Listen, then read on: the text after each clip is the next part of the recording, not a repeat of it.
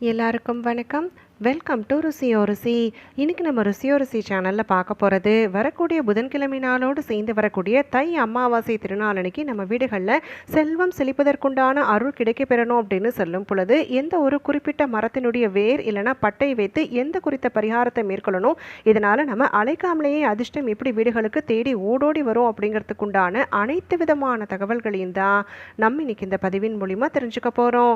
வீடியோவை எங்கேயுமே ஸ்கிப் பண்ணாமல் பாருங்கள். அப்போ தான் எந்த ஒரு சின்ன தகவலையுமே நீங்கள் மிஸ் பண்ணாமல் தெரிஞ்சுக்க முடியும்.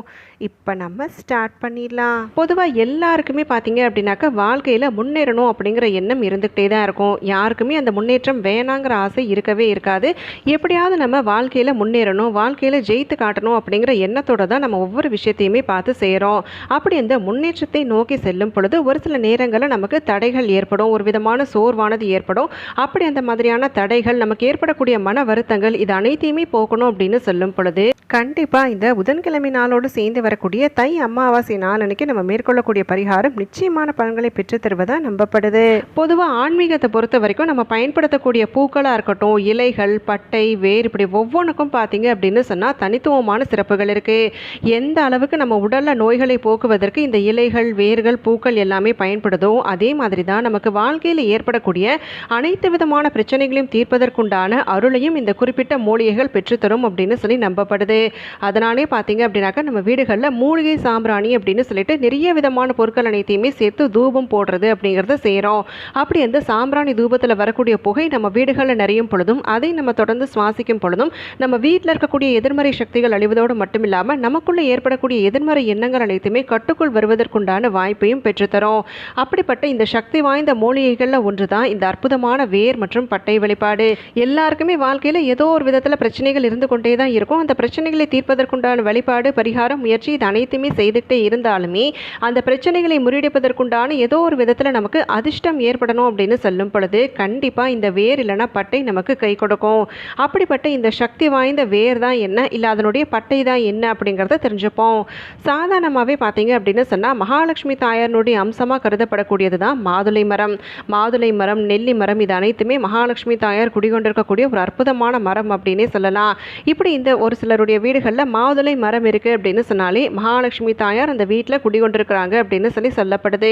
அது மட்டும் இல்லாமல் இந்த மாதுளை அப்படின்னு சொல்லி எடுத்துக்கிட்டாலே அந்த மாதுளை குச்சிகள் பார்த்தீங்கன்னாக்கா சுக்கிர பகவானுக்கு உகந்தவையாகவும் பார்க்கப்படுது. அது மட்டும் இல்லாமல் இந்த மாதுளை பழம் அப்படின்னு சொல்லி எடுத்துக்கும் பொழுது மகாவிஷ்ணுவுக்கு நம்ம நெய்வேத்தியமாக வைத்து வணங்கக்கூடிய பட்சத்தில் கட்டாயமாக நம்ம மகாவிஷ்ணுவிடம் வேண்டி வணங்கி வழிபாடு செய்யக்கூடிய அனைத்து விஷயங்களுமே நிறைவேறுவதற்குண்டான அருளை வழங்குவார் அப்படின்னு சொல்லி நம்பப்படுது. அது மட்டும் இல்லாமல் இந்த மாதுளை மரத்தில் இருக்கக்கூடிய இலையாக இருக்கட்டும், பூக்களாக இருக்கட்டும், காய், கனி, வேர், பட்டை, இது அனைத்துக்குமே பார்த்தீங்க அப்படின்னு சொன்னால் மருத்துவம் சார்ந்த பயன்கள் நிறைய இருந்துகிட்டே தான் இருக்குது. ஆனாலும் நமக்கு இந்த மாதுளம் அப்படின்னு சொல்லி எடுத்துக்கிட்டாலே அதுக்கு ஆன்மீகம் சார்ந்த பயன்களும் இருக்குது. அப்படி அந்த விதத்தில் நமக்கு இந்த மாதுளை மரம் வீடுகளில் இருக்குது அப்படின்னு சொன்னால் வேர் பகுதியில் சிறிய அளவு எடுக்க முடியும் அப்படின்னு சொன்னாக்கா நீங்கள் கொஞ்சமாக எடுத்துக்கலாம். இல்லை எங்களுக்கு அந்த விருப்பம் இல்லைங்க அப்படின்னு சொல்லும் பொழுது மாதுளம் பட்டை இருக்குது பார்த்தீங்களா, அதாவது அந்த குச்சி பகுதி இருக்குது இல்லைங்களா, நல்ல காய்ந்ததாக இருந்தாலும் சரி, இல்லை பச்சையாக இருந்தாலும் சரி, அதாவது நல்லா துளிர் விட்டுருக்கக்கூடிய இடமா இருந்தாலும் சரி, கொஞ்சமாக நீங்கள் எடுத்துக்கிட்டு இந்த பரிகாரத்துக்கு பயன்படுத்தணும் அப்படின்னு சொன்னால் கண்டிப்பாக அதனால் நமக்கு நிறைய நன்மைகள் தேடி வரும். நான் பதிவினுடைய தொடக்கத்தில் சொன்ன மாதிரி அமாவாசை அப்படிங்கிறது பார்த்தீங்க அப்படின்னாக்கா நிறைய விதமான ஆற்றல்கள் அனைத்துமே வெளிப்படக்கூடிய நாள். அதுலேயும் நமக்கு இந்த வருடம் வரக்கூடிய தை அமாவாசை நாளானது புதன்கிழமை நாளோடு சேர்ந்து வருது அப்படிங்கிறது இன்னும் கூடுதலான சிறப்பு. இப்படி இந்த புண்ணியம் நிறைந்த நாள் அன்னைக்கு நம்ம ஒரு சில குறிப்பிட்ட செயல்களை செய்தோம் அப்படின்னு சொன்னாலே கண்டிப்பாக நம்மளுடைய வாழ்க்கையை செழிப்படைவதற்குண்டான அருள் கிடைக்கப்பெறும். அதை பற்றின ஒரு தனி விளக்கப்பதிவு நம்ம சேனலில் கொடுத்துருக்கிறேன். அந்த பதிவினுடைய லிங்கை நான் இந்த வீடியோ ஒரு டிஸ்கிரிப்ஷனில் அட்டாச் பண்ணுறேன். இது வரைக்கும் பார்க்காதவங்க கண்டிப்பாக பாருங்கள். இந்த நாளுக்குண்டான முக்கியத்துவம் என்ன அப்படிங்கிறத புரிஞ்சுக்க முடியும். இப்படிப்பட்ட இந்த சக்தி வாய்ந்த நாள் அன்னைக்கு மகாலட்சுமி தாயாரனுடைய அம்சமாக கருதப்படக்கூடிய வேர், மாதுளை மரத்தினுடைய வேர், அப்படி இல்லைன்னா பட்டை, அதை வைத்து எப்படி நம்ம பரிகாரம் மேற்கொள்ளணும் அப்படிங்கிறத பார்த்துக்கலாம். நீங்கள் எதை எடுத்திருந்தாலும் சரி, எந்த நேரத்தில் செய்யணும் அப்படின்னு சொல்லி பார்த்தீங்கன்னா முன்னோர்களுக்காக தர்ப்பணம் கொடுத்து முடிச்சுட்டு நீங்கள் படையலிட்டு வழிபாடு செய்ததுக்கப்புறமா மாலை நேரத்தில் செய்துக்கலாம். அப்படி இல்லைனாக்கா நீங்கள் காலை நேரத்தில் இந்த பரிகாரத்தை அதாவது பூஜை அறையில் வைத்து செய்யாமல் வெளியில் எங்கேயாவது ஒரு இடத்துல அமைதியாக இருக்கக்கூடிய இடமா பார்த்து உட்காந்து அமைதியாக செய்வது அப்படிங்கிறதையும் செய்துக்கலாம். உங்களுடைய விருப்பம் தான். காலையாக இருந்தாலும் சரி மாலையாக இருந்தாலும் சரி கண்டிப்பாக இந்த பரிகாரம் நமக்கு நிச்சயமான பலன்களை பெற்றுத்தரும். இப்போ நம்ம எடுத்துருக்கக்கூடிய பொருள் எதுவாக இருந்தாலும் சரி அதை மஞ்சள் கலந்த நீரில் சுத்தப்படுத்துவது அப்படிங்கிறத செய்துக்கோங்க. இப்படி நம்ம செய்ததுக்கப்புறமா இந்த குறிப்பிட்ட பொருளோடு ஒரு சில பொருட்கள் அனைத்தையுமே சேர்த்து அதை நம்ம ஒரு முடிச்சா தயார் செய்து நம்ம வீட்டோட பணப்பெட்டியில் வைப்பது அப்படிங்கிறத செய்ய போகிறோம். சரி, அப்படி என்ன பொருள் அப்படின்னு பார்த்தீங்கன்னா ஒரு வெள்ளை நிற வஸ்திரம் எடுத்துக்கோங்க. அந்த வெள்ளை நிற வஸ்திரமானது புதுசாக மட்டும்தான் இருக்கணும். வேறு எந்த பரிகாரங்களுக்கும் பயன்படுத்தி இருக்கக்கூடாது. ஒரு பட்டு வஸ்திரமாக இருந்தாலும் சரி இல்லை சாதாரண காட்டன் வஸ்திரமாக இருந்தாலும் சரி ஏதோ ஒன்று நீங்கள் புதுசாக மட்டும் எடுத்துக்கோங்க. எடுத்துக்கிட்டு இது கூட முதல்ல நம்ம எடுத்த பொருள் அதாவது மாதுளையினுடைய வேர் பகுதியாக இருந்தாலும் சரி பட்டையாக இருந்தாலும் சரி முதல்ல அதை சேர்த்துருங்க. சேர்த்ததுக்கப்புறமா அடுத்ததாக இப்போ நான் சொல்லக்கூடிய பொருட்கள் எல்லாத்தையுமே ஒன்றன் பின் ஒன்றாக சேர்ப்பது அப்படிங்கிறத செய்துக்கலாம். மஞ்சள் இருக்குது பார்த்தீங்களா, விரலை மஞ்சள் குண்டு மஞ்சள் நீங்கள் எது வைத்திருந்தாலும் சரி புதுசாக இருக்கக்கூடிய பட்சத்தில் அது ஒன்றே ஒன்று சேர்ப்பது அப்படிங்கிறத செய்துட்டு கூடவே கொஞ்சம் குங்குமம் சேர்ப்பது அப்படிங்கிறதையும் செய்திருங்க. அது மட்டும் இல்லாமல் இந்த புதவார அமாவாசை நாளானது திருவோண நட்சத்திரம் பெருமாளுக்கு உகந்த திருவோண நட்சத்திரத்தோடு சேர்ந்து வருது அப்படிங்கிறதால 1-2 துளசி இலைகளை சேர்ப்பது அப்படிங்கிறதையும் செய்யணும். இது கூட நமக்கு ஏற்பட்டிருக்கக்கூடிய எல்லா விதமான கஷ்டங்கள் அனைத்தையுமே விரட்டி அடிக்கணும் அப்படின்னு சொல்லும் பொழுது சேர்க்க வேண்டிய ஒரு முக்கியமான பொருள் அப்படின்னு சொல்லி பார்த்தா ஜாதிக்காய்.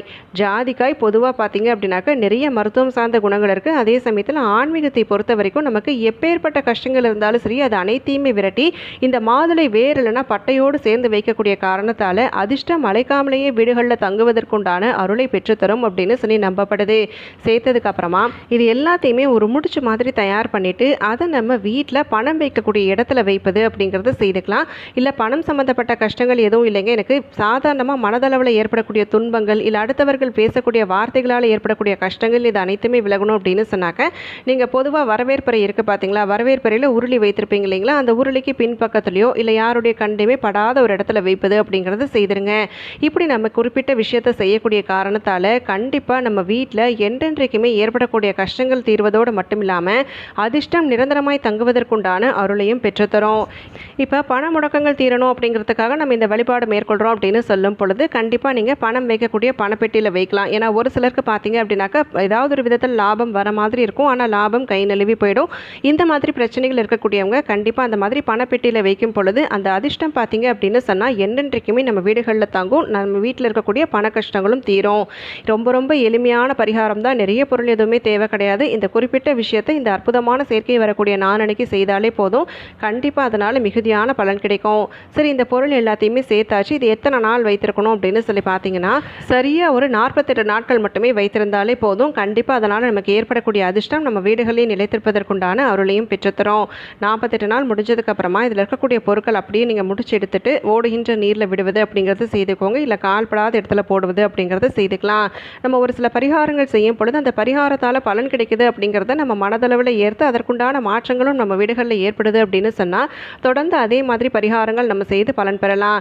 இந்த பரிகாரம் உங்களுக்கு கை கொடுத்துச்சு அப்படின்னு சொன்னால் தடுத்து வரக்கூடிய அமாவாசை நாளின் பொழுதோ இல்லை தொடர்ந்து 48 நாள் முடிஞ்சு வரக்கூடிய அமாவாசை நாளின் பொழுதோ நீங்கள் செய்துக்கோங்க. இந்த பரிகாரத்தை யார் வேணாலுமே செய்யலாம், ஆண்களும் செய்யலாம் பெண்களும் செய்யலாம். கண்டிப்பாக நமக்கு அதிர்ஷ்டம் வீடுகளில் நிலைத்திருக்கணும் அப்படின்னு சொல்லும் பொழுது நிச்சயமாக இந்த பரிகாரம் நமக்கு கை மேலே பலன் தரும். இப்போ நம்ம இந்த பதிவின் மூலயமா புண்ணிய திருநாளாக கருதப்படக்கூடிய புதன்கிழமை நாளோடு சேர்ந்து வரக்கூடிய தை அமாவாசை நாளன்னைக்கு நமக்கு ஏற்படக்கூடிய எல்லா விதமான செல்வ முடக்கங்களும் நீங்கணும், நல்ல ஒரு அதிர்ஷ்டம் அடைமழையாய் பொழியணும் அப்படின்னு சொல்லும் பொழுது எந்த ஒரு குறிப்பிட்ட மரத்தினுடைய வேர் இல்லைன்னா பட்டை வைத்து எந்த மாதிரியான பரிகாரத்தை எந்த குறித்த நேரத்தில் மேற்கொள்ளலாம், இதனால் கிடைக்கக்கூடிய அபாரமான பலன்கள் என்னங்கிறதுக்குண்டான அனைத்து விதமான தகவல்கள் எல்லாமே தெரிஞ்சுக்கிட்டோம். கட்டாயம் இந்த பதிவு அனைவருக்குமே பயனுள்ளதாக அமைந்திருக்கும்னு சொல்லி நினைக்கிறேன். அப்படி பயனுள்ளதாக இருக்கக்கூடிய பட்சத்தில் உங்களுடைய ஃப்ரெண்ட்ஸ் அண்ட் ஃபேமிலிக்கும் தவறாமல் ஷேர் பண்ணுங்கள். அவங்களும் இந்த தகவல்கள் அனைத்தையுமே பார்த்து பயன்பெறட்டும். நாளைக்கு மறுபடியும் ஒரு அட்டகாசமான பதிவோடு உங்களை நான் சந்திக்கிறேன். அது வரைக்கும் நன்றி, வணக்கம்.